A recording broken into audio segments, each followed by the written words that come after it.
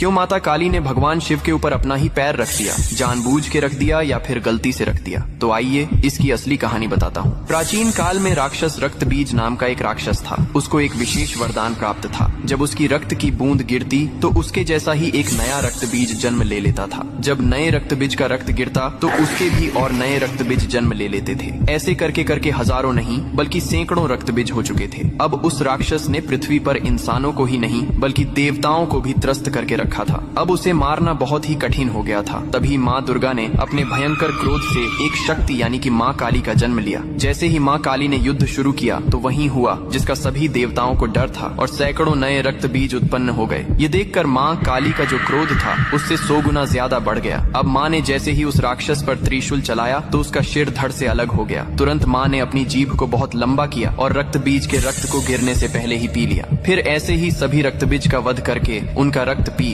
कर उनका क्रोध अब 100 गुना से 200 गुना बढ़ गया था। धरती कांपने लगी थी, समुद्र मथने लगे थे, देवता भयभीत होकर इधर उधर भागने लगे थे। तब देवताओं ने भगवान शिव से प्रार्थना की, हे महादेव, आप ही माता काली के संताप को शांत कर सकते हैं। शिव ने देवताओं की पुकार सुनी और माँ काली के सामने युद्ध भूमि में पहुंच गए। लेकिन माँ अपने तांडव में इतनी लीन थीं कि उन्होंने शिव को भी नहीं देखा। तभी भगवान शिव ने स्वयं माता के चरणों में लेट गए। जैसे ही माँ काली का पैर अनजाने में शिव के सीने पर पड़ा, तुरंत उनका क्रोध शांत हो गया। उन्होंने नीचे देखा तो अपने प्रिय पति शिव थे। यह देखकर उनकी जीभ शर्मिंदगी से बाहर निकल आई। इसके बाद शिव ने मुस्कुराते हुए कहा, हे माँ, तुम्हारा यह रूप सृष्टि के संतुलन के लिए था, लेकिन यह रूप अब धरती पर बहुत धाम से पूजा जाएगा। यही कारण है कि तस्वीर में और मूर्तियों में माँ काली को शिवजी पर खड़े हुए दिखाया जाता